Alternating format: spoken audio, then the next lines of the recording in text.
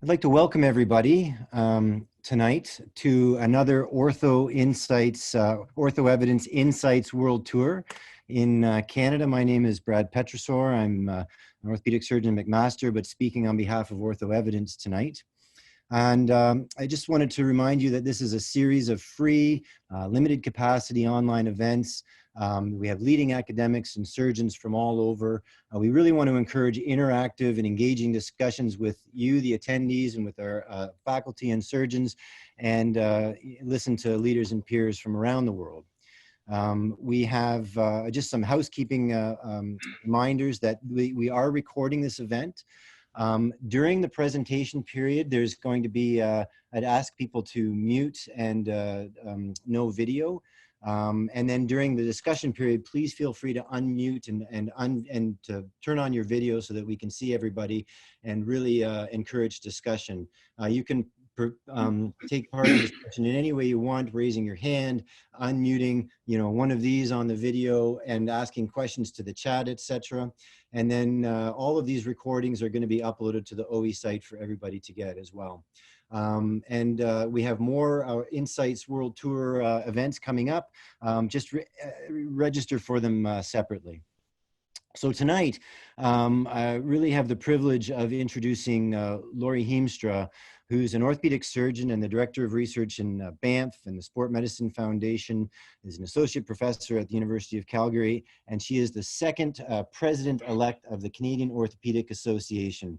And tonight is going to lead a discussion on addressing the gender gap in orthopedic outcomes research. And we're just so privileged to have you, Lori, tonight, and looking forward to the discussion.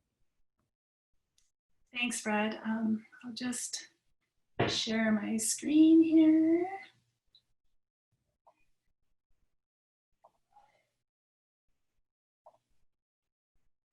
There we go. I think that should do it. Did I lose you guys? Can you see my screen or no? No. No, not yet. Sorry, let me get it there. I might have been too quick. There we go. Anyway, thanks, Brad. It's really a pleasure to be part of the World Tour this go around. And today I wanted to combine two topics that are really of great interest to me. So clinical outcomes research and gender diversity.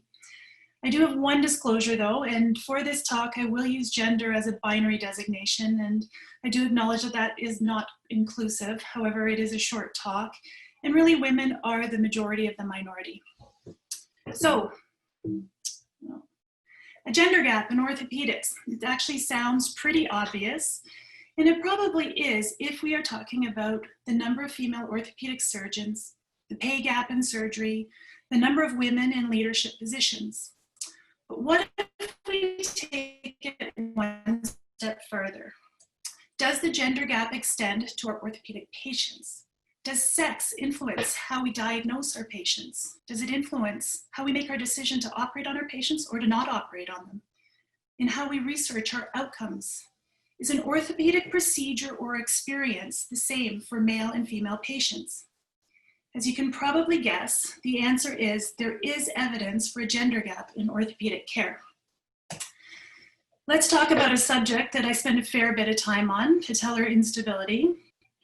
Women account for 75% of the patients that present with patellar instability. However, patellar instability was largely ignored as a condition worthy of surgical management until the last couple decades, and has only recently found widespread acceptance as a mainstream orthopedic topic. To set the stage, here's some quotes from some textbooks from the middle of last century. Here's Dr. Smiley in 1951. Patellar instability is overlooked, especially among women. Let me just advance. Are you letting people in, Abby? There, Dr. Houston, 1964. Patellar instability is almost never considered. Subluxation of the patella, predominantly in the female and absent in the athlete, because really those two conditions are mutually exclusive. Let's compare two knee instability scenarios then, patellar instability and ACL deficiency. Studies have consistently shown that patients with patellar instability are severely disabled, and in fact, have consistently shown that patients with patellar instability have lower quality of life scores than patients with an ACL tear. A study done in Norway showed that patients with patellar instability, and remember these are largely women, waited 2.5 times longer for surgery than patients with an ACL tear. This delay amounted for patients with patellar instability waiting 2.5 years before they're even offered surgery for their unstable knee, compared to 6 months with an ACL tear. Sorry, it's just not, oh, I lost you.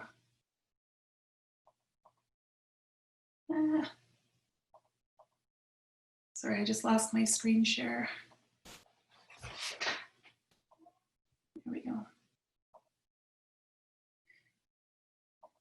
There we go. Let's talk about OA of the knee.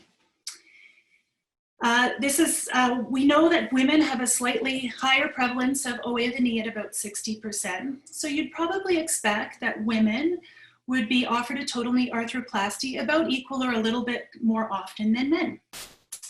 In a fascinating series of studies completed at the University of Toronto, James Wright and his colleagues showed that when anonymously presented male and female patients, so they presented with similar symptoms, similar complaints of knee OA, and similar x-rays, when they went to their family doctor,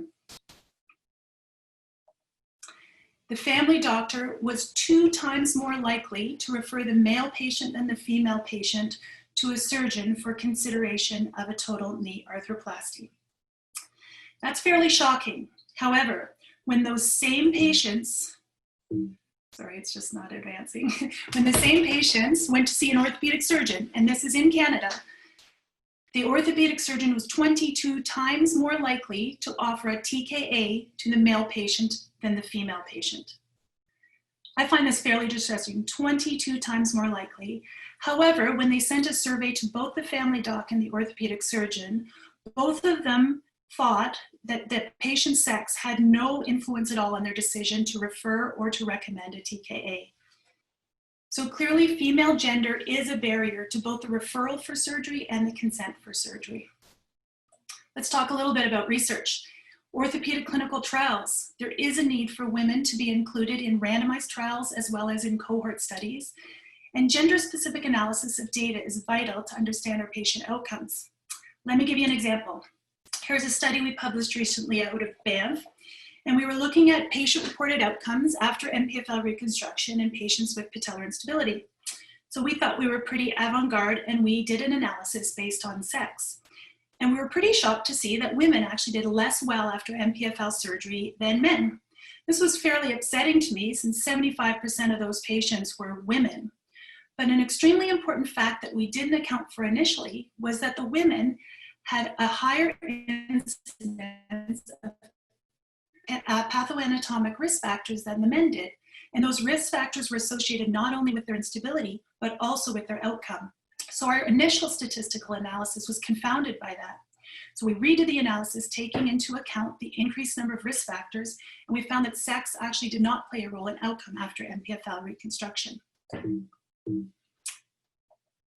Here's another study we just did recently related to the COVID closures.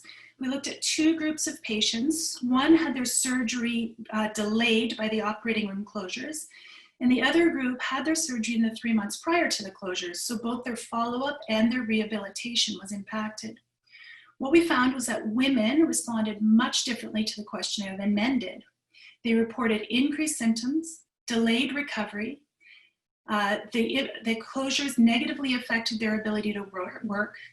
They had increased frequency of anxiety, stress, concern, and frustration than men did. This is despite the fact that their EQ-5D3L, so that's a general health status outcome measure, showed no difference in scores between the male and female patients. So we need to consider that some of our patient-reported outcome measures that we currently use may have some gender bias, or alternatively, may not be sensitive enough to detect differences between our male and female patients. So, how can we begin to address this gender gap in the treatment of our orthopedic patients? Well, first, we have to recognize that a gap does exist. We need to identify both the overt or the conscious biases and the unconscious biases and how these manifest in the patient-physician communication. So female patients may communicate with their surgeons differently than male patients. This may include how they present their symptoms, both the quantity of their symptoms and the quality of their symptoms. There may be differences in pain responses between men and women. There may be a difference in the willingness or the ability of the patient to undergo surgery, and some of that may stem from the responsibility to be a caregiver to others. There also may be differences in what the patient is willing to or able to cope with. In addition, we should also consider there may be issues with how a physician interprets these symptoms. For example, a doctor may be more apt to attribute a female patient's symptoms to an emotional cause versus a physical cause. It's not a coincidence that the word hysterical is sometimes used for women being overly emotional. My kids have that operation game, and I am pretty sure that the knee joint is not connected to the uterus. Finally, however, we need to ensure that women are represented in orthopedic research. We need to make sure the data is analyzed appropriately and we take into account any bias. And that will provide us with the evidence we need to appropriately direct our clinical care. We need to improve diversity among healthcare providers. And this will be the key step to remove these biases and eliminate that gender gap we're seeing in our orthopedic clinical outcomes research. Thank you.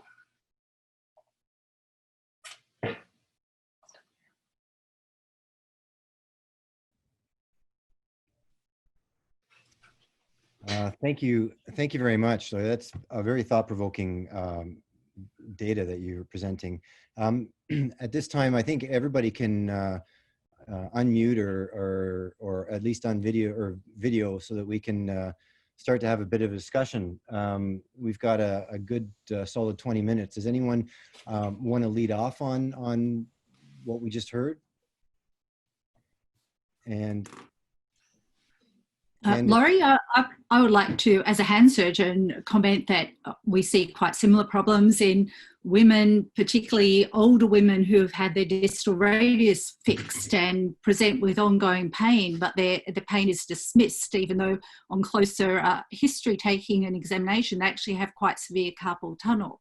So a lot of it is unconscious bias, and learning to understand that and not judge people, I think is very important. Yeah, that was a fantastic talk, Laura. I really appreciate you, sort of leading this discussion. And I think that it's an absolutely critical topic to discuss. I definitely am personally very passionate about this as well. And I think we see this a lot in the literature, and you gave a lot of really fantastic suggestions of what we can do to improve that. What would you say? I mean, a lot of us are involved with, reviewing journal articles or reviewing abstracts or other things. Like, what would you, are there suggestions that you would make in terms of things that we could implement really but kind of effective immediately to help stimulate this change? Thanks, Mary. I think that probably the biggest thing for me was our age and sex study, because we actually thought, like, well, just analyze data for sex. I mean, not that even was something new. Like, most of our studies are not analyzing data according to sex. But you can also fall into a little trap, which was what happened to us. We did that and thinking we were pretty smart. And then we actually found out that there are other things that can confound it. So I think number one is just making sure we have the numbers and we look at women as well as men. And we actually do that analysis separately, but also doing a little double check to make sure we're not confounding anything in between that. I think that's probably the first step. But I don't know, I was reading these studies and I just found those numbers pretty shocking. Like, I tried to pick Canadian studies because that's where I am. And like, you read those and like, that is shocking. Yeah. And I think just even realizing that this is going on and that we're not paying attention to it is really the biggest step. There's a question from the group, from Naomi Bidek. What's the ratio of male to female orthopedic surgeons in various countries, and does this affect surgery recommendations for female patients? So you can read a really good article that was written about numbers of female orthopedic surgeons through the International Orthopedic Diversity Alliance, and some other numbers are coming up slowly. So it varies between countries. In Canada, I can tell you we're 12% women orthopedic surgeons. I can also tell you that Ontario is the lowest of that number, and that study, which was actually done 10 years ago now, or 15 years ago, was in Ontario. It would be really interesting to repeat that in somewhere that's higher numbers, like Quebec has very much better numbers of female orthopedic surgeons than other places. So that it varies, and I haven't seen studies of the answer to the other question because I'm not sure they've been done. Yeah, I agree. There, in the United States, 6% of practicing orthopedic surgeons are women. And I haven't seen any studies done related to whether sex of the orthopedic surgeon influences recommending surgery. Okay. Australia, less than 4.5%, Annette Holian says. That's correct. Yeah. Okay, any other people want to ask some stuff? So where do these intrinsic biases lie? You mentioned some of them, Lori, in terms of, is it, is the orthopedic surgeon not bringing out the right answer? Like, where do those intrinsic biases lie with respect to the patient relationship, and how do we get at that if some of them are unknown? How do we try and bring that stuff out? Because 22 times more is just way too much. Like it's huge, actually. It's a great question, Brad, and I think the answer is both sides. I think, the female patients have to be clear in their symptoms. So how we women describe things is a lot different than men. Like, men walk in and say it, like, can't do this and I can't work and it's pissing me off. And I had it today. The guy goes like, you have to fix me. This is not tolerable. I can tell you, I took my mother to an orthopedic surgeon in Toronto, and the woman can barely walk, and she walks in, oh, it's not too bad. Yeah, it bugs me once in a while. And it's like, so some of it is the patient. And so I don't know if women have been conditioned. My mother's the typical, was a stay-at-home mom, put up with things, don't complain about things, power through. And I think this is why a lot of patellar instability patients have not been fixed over the years, because they're not being specific. So I think some of the onus is on the patient, but I think a lot of the onus is on the provider. Mm-hmm. So, you can't make assumptions. And I think you have to realize that how men and women may describe something may be different, and you might have to turn your brain around a little bit when you're listening to a man versus a woman. So I think it comes from all these biases that have been inherent for hundreds of years, and they're ingrained in our culture. So I think the education has to go both ways. Yeah, absolutely. Any other comments? Sorry, go ahead. Thank you, Dr. Hamstra, for the great talk. I was actually wondering, since we are now in the era of patient-targeted treatment and assessment, I was thinking maybe we should do a gender-specific validation of our assessment tool, like the scores, like the DASH score or the foot and ankle score. Do you think that's a valid point, actually, to think about? It's an excellent point, and I tried to bring that up with that EQ, whatever it is. But it's really interesting. I'm a sport medicine surgeon, so we use, even for example, the ACL quality of life score, which Nick Motati created in the late 80s. And it's a validated score, it's used, it's actually very useful. But there's a whole bunch of, there's questions on there about contact sports. And women just don't have access to and don't play many contact sports. So even a questionnaire like that, where there's several questions that may not be applicable to women, might alter your score. So again, you do these surgeries and we publish these outcomes of, oh, look, we shouldn't do ACL reconstructions in women because they don't do as well as men do. And that's why we offer it to men, and it can perpetuate the bias. So I think it's an excellent point that we need to look at our patient-reported outcome measures and make sure they don't contain that bias. And on that note, sorry, go ahead. Sorry, Brad. I was just going to comment that we've just establishing our patient-related outcomes data is going to shortly be available. So we're hoping to be able to do some gender comparison there about, what were our pre-op female and male scores versus our post-op, and did women come in with higher scores or lower scores, and just look at a comparison between the two, which should be quite interesting. Mm-hmm. There's a lot of work to be done. Mm-hmm. Naam asks, would a gender training program for clinicians and surgeons address any gaps? And if you, I mean, we have training programs for everything. What, if we were going to do that, what do you think it would look like? Do you think it's warranted? Number one, I think it would be. Number two, what do you think it might look like? Well, obviously training and education, the answer is yes. What I don't think it looks like is the mandated health region, watch this video or you don't get your privileges. So I'm a research girl. I think you need to show the data. So, you know, you show studies like this and validate them and show them in different subspecialties, maybe not just arthroplasty, show them in sport medicine and hand, and show the data and have the data be seen. That will help. Obviously training in unconscious bias training, but you know, taking the test is nice. It tells you something, but it doesn't change. So we need the data. We need to do the research so that we can show the world what's going on. I think most people, like if I was one of those surgeons in Ontario, I bet you they were horrified when they saw that data. Like I think a lot of it is unconscious. So education is key, but you can't educate unless you have data. I think part two, one thing that we've talked about a little bit here in the United States with some of the American journals, and I'm a sports medicine surgeon too, is not limiting this to sports journals, but orthopedic journals in general, is even when manuscripts are submitted, having a little box that just makes people think, like, would sex-specific analysis be warranted for this study? Like check, not check. And they think, oh, well, we had 500 patients, 250 were women and 250 were men. Instead of lumping all the results together, maybe we should look at them independently. So that's one thing that we've talked about here, which may, I mean, it's a start. That might help. Yeah, it's a great idea. So I think also mentoring more young women into research is really important as well, so that we have more researchers to look at these gender differences.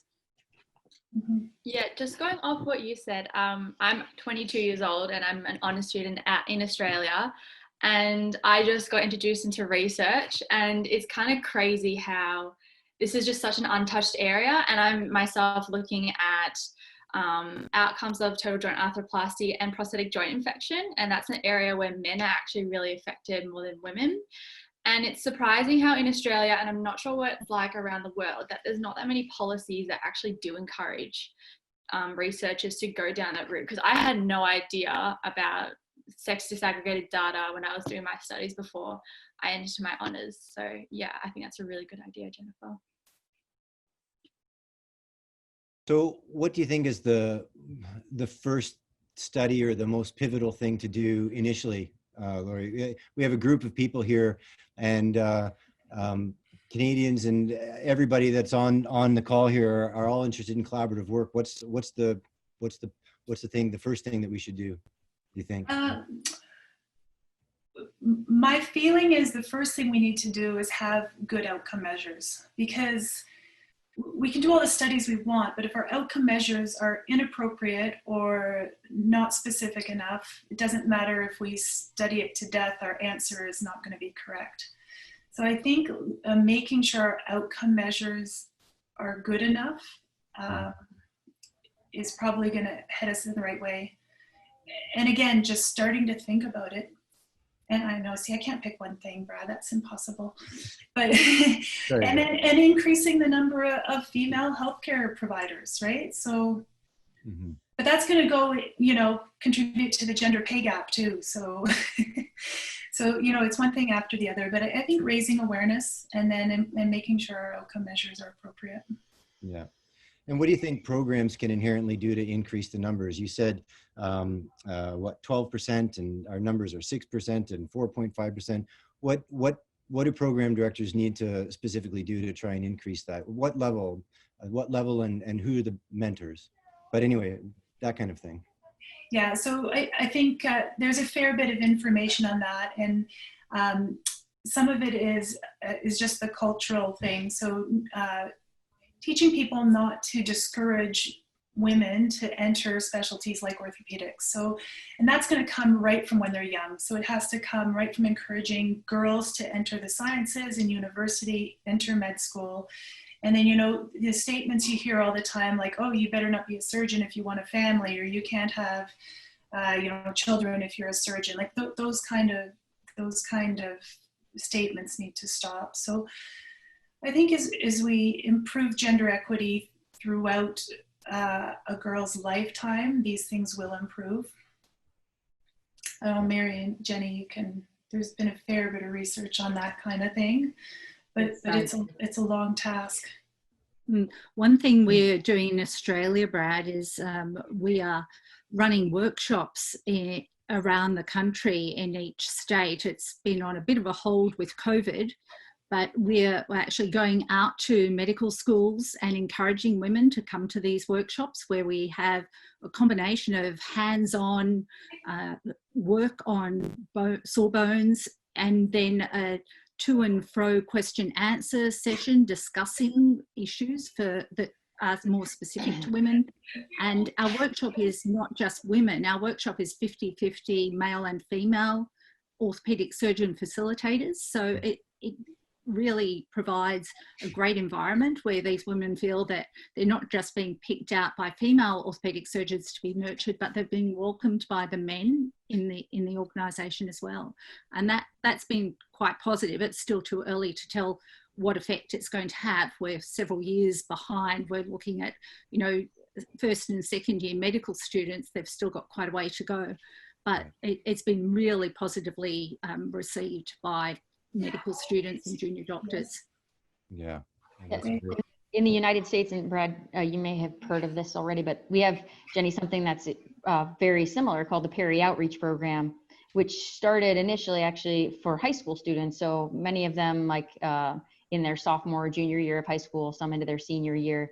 And it's set up very similarly. So hands-on activities, a little bit of didactics. One key difference, and I think it's a really interesting point that you raised, but one key difference is that the Peri Outreach Program tends to just have female faculty.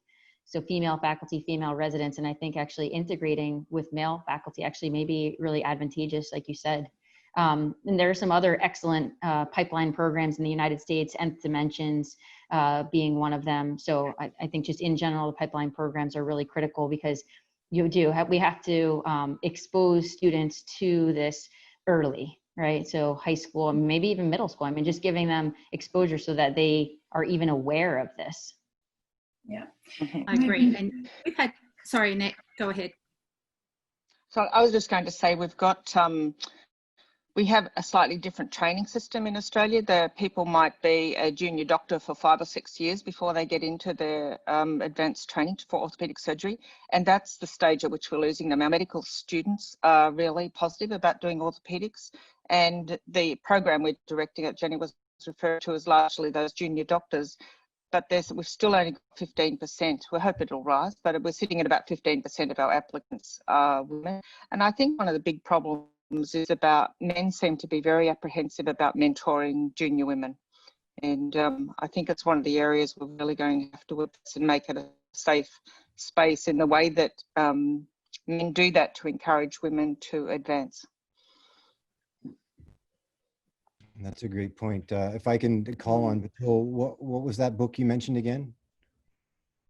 Actually, there is a book talks about this. Actually, it's called Athena Rising. It discusses how men should mentor women in a male-dominant field. It's a very, it touches on all these important points and mentoring women. And I think this is a very, very important point because to attract females to this specialty, I'm an orthopedic resident in McMaster at PGY3. I find it very difficult, especially back home. I'm from Kuwait. I find it difficult to find a mentor who can guide me until I get into residency. So I think that book is a good source, for our mentors. Yeah, it's a great book, and it is true because there's not that many women orthopedic surgeons, and everybody wants mentors, but we get mentor fatigue too, right? So, you know, you start having to mentor every woman coming up into orthopedics, and the burden falls on just a few shoulders. And the reality is you don't have to be a woman to mentor a woman. All my mentors were men, and I had some excellent male mentors. So I think all these things are really good points, and all of them need to be done, and all of them need to be improved. Yeah, I agree. As you mentioned, there is a problem with male-dominated fields in that women often aren't deeply engaged in or embedded in the networks because we don't go on the golf trips or we don't go on the fishing trips, and so we are not aware of opportunities that are out there, and we really need to create those networks. And there are a lot of great males who are very happy to support women and men equally. We just need to find different ways of networking together. So I would encourage young women to get involved in opportunities such as committees and places where people gather to discuss your profession, because those are where you'll have opportunities to find out what is happening at ground level and be aware of things that are going on that you might be able to link into. Well, and on that note, sadly, it's just past 9, and these insights have been going for about a half an hour. So I think, Laurie, I'd give you the last word, and then we'll do a wrap up. So. Well, thanks, Fred. I didn't prepare a last word, but I want to thank everyone for joining. These topics are fascinating to me, and I have learned so much. And I've learned so much from some of the people who have joined us today, and I thank them, and I thank you all for contributing. I think the more we talk about these things, and the more it doesn't become a taboo topic, and we can just talk about it and work through it, things will improve and things will get better. And I guess the other thing with this whole topic is to speak out. We talk about being an upstander, not a bystander. So, you know, when you see things that don't seem right, is for people to speak up and not just let them go by. And I think, you know, things are improving, not quite fast enough for my liking, but they are improving, and they'll continue to improve. Well, I can't thank you enough for hosting this and for the discussion. And it's really made me reflect, and I think if we can all take away something, which I know we have, and make us all reflect, it's been a very important half an hour for me, for sure. And thank you so much for doing this, Laurie. Thank you so much for everybody who has joined tonight, and for your comments, and Mary and everybody else, and Batul and Annette, etc. Thank you all so much, and hoping that Ortho Evidence will hope that you join on some other ones this week. And again, really appreciate it. A great discussion. Thank you so much.